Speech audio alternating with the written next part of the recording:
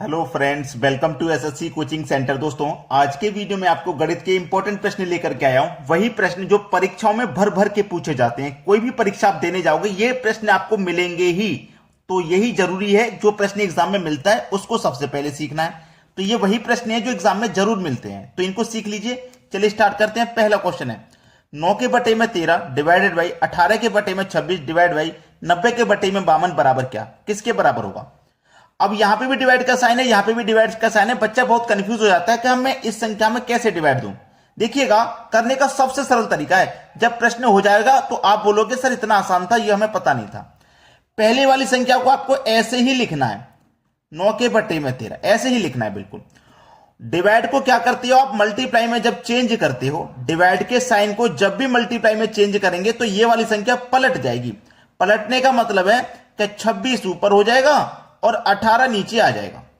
ठीक है, अब देखो ये डिवाइड का साइन है, इसको भी आप मल्टीप्लाई में बदलोगे तो ये संख्या भी पलट जाएगी, नीचे वाली संख्या ऊपर हो जाएगी और ऊपर वाली संख्या नीचे हो जाएगी। याद रखना, ठीक है, याद रखना। 90 नीचे हो जाएगा, 52 ऊपर। अब इसको कुछ नहीं करना, अब तो कैलकुलेट समझो हो ही गया। 13 दूने का 26 कट जाएगा, 9 दूने का 18 कट जाएगा। ठीक है, कट गया। अब देखो इसको मैं कटाऊंगा, 2 से 90 45 बार में कट जाएगा और 2 से 52 26 बार में कट जाएगा। ऊपर क्या बचा आपके पास? 26। नीचे क्या बचा? 45। अब 26 के बटे में 45 देखिए किस ऑप्शन में? 26 के बटे में 45 आपके सी ऑप्शन में दिया गया है। यह प्रश्न का बिल्कुल सही जवाब हो जाएगा। पहले ही कह दे रहा हूं, वीडियो अगर पसंद आए तो बस हमारी इस मेहनत के लिए एक लाइक कर देना। चलिए अब देखते हैं अगला सवाल।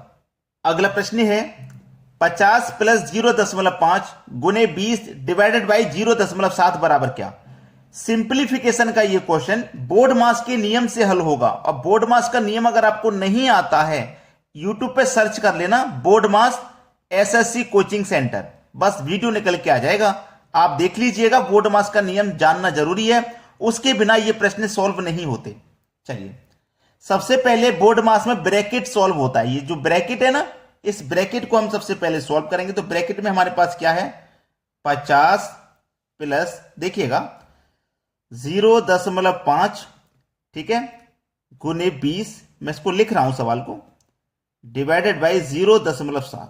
अब देखिएगा, दशमलव को जब हटाते हैं ना तो दशमलव के स्थान पे 1 आ जाता है, और दशमलव के बाद एक संख्या है तो एक जीरो ले लेंगे, दो संख्या है तो दो जीरो ले लेंगे। ठीक है, इतना क्लियर है ना? चलिए, यहां से भी मैं दशमलव को हटाऊंगा तो दशमलव के स्थान पे 1 आ जाएगा, और दशमलव के बाद एक संख्या है तो एक जीरो ले लेंगे। इतना क्लियर हो गया ना? अब दशमलव हट गया, अब ये संख्या 7 हो गई। यहां से भी दशमलव हट गया, अब ये संख्या 5 हो गई। क्लियर है? इतनी बात समझ में आ गया ना? चलिए अब देखिएगा, ये क्या है? 50 प्लस 5, अब ये 5 हो गया, बटे में 10 गुने 20, ये ब्रैकेट के अंदर ही तो है, डिवाइडेड बाई 7 के बटे में 10। चलिए, 10 से 2 बार में 20 कटेगा, 5 का मल्टीप्लाई 2 से हो जाएगा 10 हो जाएगा। ठीक है, 5 का मल्टीप्लाई 2 से 10 और 10 में जोड़ दो 50, तो ये हो जाएगा 60। पूरा ब्रैकेट ये हमने सॉल्व कर लिया। डिवाइड का साइन है, डिवाइड का साइन ले लो। 7 के बटे में क्या है? 10। अब मैंने आपको पिछले क्वेश्चन में एक चीज सिखाई थी कि पहली संख्या ऐसे ही रह लो, और ये जो डिवाइड का साइन इसको आप मल्टीप्लाई में चेंज करोगे तो ये संख्या पलट जाएगी, यानी कि 10 ऊपर हो जाएगा, 7 नीचे आ जाएगा। यही तो बताया था मैंने पिछले क्वेश्चन में। 60 का मल्टीप्लाई अब 10 से कर दो तो सीधा सीधा 600। अब डिवाइड कितने से है? 7 से है, कटा दो भाई। 7 अट्ठे 56 कटेगा, 4 बचेगा 40, 7 पंजे 35, 85 हो गया। 40 में से 35 कट गया, 5 बचेगा, 5 में अब नहीं जा सकता तो दशमलव हो जाएगा। देखो 85 के बाद दशमलव किस ऑप्शन में? एक ही ऑप्शन है जिसमें 85 के बाद दशमलव है, तो यही तो हमारा सही जवाब है। उम्मीद करता हूं सभी को अच्छे से समझ में आ गया होगा। अब देखते हैं अगला सवाल। अगला प्रश्न है, यदि x प्लस वाई बराबर 19 और x माइनस वाई बराबर 7 तो x इंटू वाई का मान क्या होगा? इस प्रश्न के आगे आप वेरी वेरी इंपॉर्टेंट लगा लेना जरूर, वेरी वेरी इंपॉर्टेंट, बहुत इंपॉर्टेंट सवाल है। चलिए, x प्लस वाई बराबर 19 है और x माइनस वाई बराबर 7 है, तो x गुने वाई, हमें अभी तक x और y का मान पता नहीं है। चलिए, x और x 2x प्लस का y माइनस का y कट जाएगा, 19 और 7 26, x बराबर 26 मल्टीप्लाई वाली संख्या इधर आके बटे में आ जाती है। ठीक है, 2 से कटा दूंगा 26 को तो x का मान कितना आ गया, 2 से 26 13 बार में कट गया तो x का मान आ गया आपका 13। x का मान 13 आ गया। अब x का मान आप समीकरण 1 में रख दो चाहे 2 में रख दो, आंसर आ जाएगा, यानी कि y का मान आपको पता लग जाएगा। चलिए मैं डायरेक्ट करूंगा, x प्लस y बराबर आपका कितना था 19, जिसमें से x का मान मेरा कितना है भैया 13, तो y का मान कितना होगा, y का मान कितना होगा 19 आ जाए भाई, दोनों को जोड़ के 19 है ना, x का मुझे पता चल गया 13, तो y का मेरा मान 6 होगा। 13 और 6 कितना होता है 19 ही तो होता है, बस y का मान भी मुझे मालूम हो गया। अब x गुने y करना है, x का मान 13 है, y का मान 6 है, 13 6 78 होता है, यानी कि दोनों का मल्टीप्लाई तो पूछा है, x इंटू वाई कितना होता है 78। 78 आपके सी ऑप्शन में मिल जाएगा, ये बिल्कुल सही जवाब है। अब देखते हैं अगला सवाल। अगला प्रश्न है, जो बच्चे नए हैं बिल्कुल, जो पहले एग्जाम की तैयारी कर रहे हैं, जिन्होंने कभी एग्जाम नहीं दिया, पहला एग्जाम देंगे, उनके सामने अगर इस तरीके का प्रश्न आ जाए तो वो बहुत ही उत्साहित हो जाते हैं नया प्रश्न समझ के, जबकि ये प्रश्न तो परीक्षा में आते ही हैं। ये जो नए बच्चे हैं ना, उन्हीं के लिए परीक्षा में आते हैं, वो कितना प्रिपेयर है, कितना तैयारी उन्होंने कर चुका है। अब देखिए क्या होता है इस प्रश्न में, 60 गुने 5 गुने 12 बटे में 180 बटे में 3।